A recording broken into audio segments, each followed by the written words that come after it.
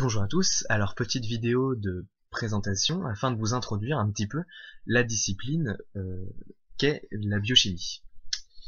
Alors, la biochimie c'est quoi? C'est l'étude de la structure et de la réactivité des biomolécules d'un organisme vivant.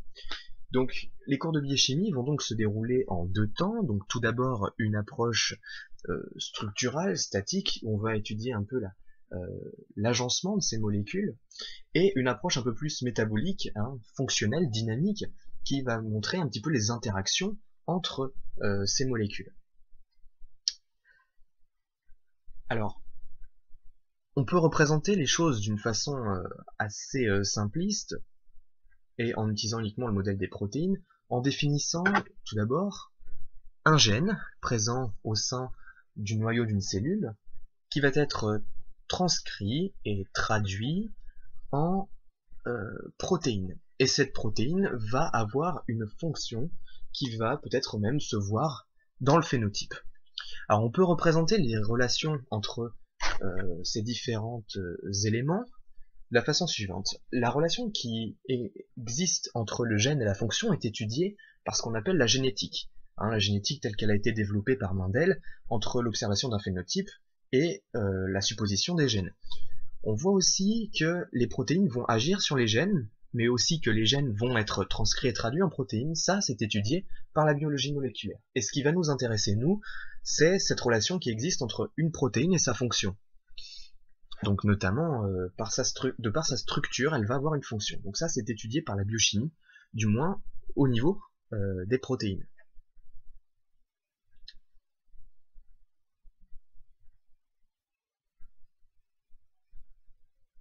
Alors, c'est une matière qui est relativement intéressante, qui va nous introduire des connaissances fondamentales qui vont nous servir pour des disciplines un petit peu plus complexes, notamment la biologie cellulaire, ainsi appelée la biocelle, pour l'histologie, alors c'est-à-dire l'étude des tissus, qu'il s'agisse de tissus végétaux ou de tissus animaux, mais aussi la pharmacologie, toutes les interactions qui peuvent exister avec des molécules qu'on va introduire de façon artificielle dans un organisme. Il est important de connaître tout ça.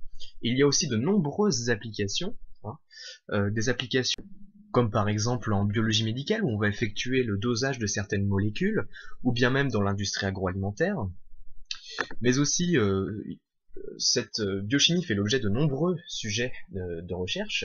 Il suffit de regarder les publications. Éventuellement, cette matière peut vous apporter de la culture générale, notamment l'étude des vitamines et des nombreux composés dont nous sommes faits. Voilà.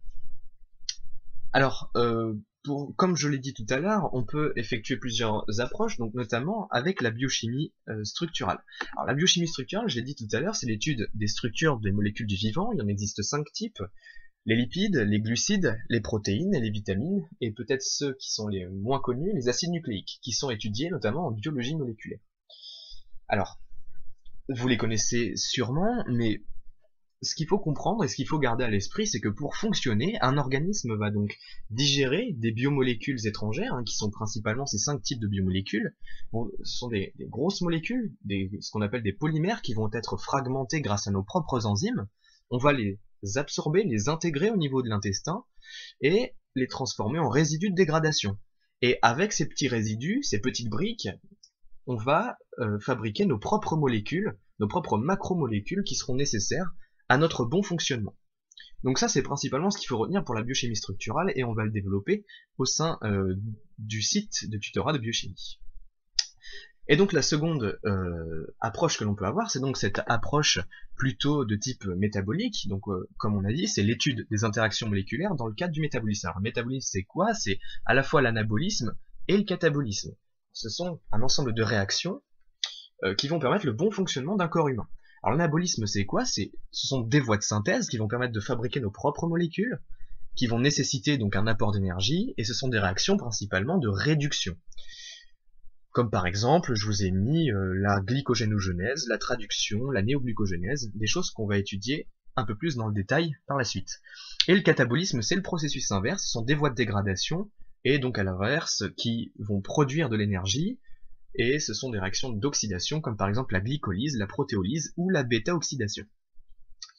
Alors ce qu'il faut savoir, c'est qu'une réaction métabolique va être caractérisée principalement par, tout d'abord, un réactif initial, un produit terminal, éventuellement des étapes intermédiaires auxquelles on observera quelques produits intermédiaires et un produit final, éventuellement des enzymes, enfin c'est même pas éventuellement, c'est forcément des enzymes, ou plusieurs enzymes, et bien sûr, ce qui est indispensable, c'est un bilan énergétique.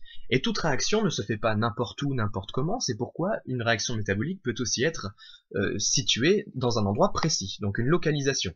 Je vous ai mis par exemple le cytoplasme des hépatocytes, c'est-à-dire des cellules du foie. Donc voilà, ça c'était pour vous introduire un petit peu cette biochimie. Et donc voilà, je vous souhaite une bonne suite d'apprentissage sur notre blog, à bientôt.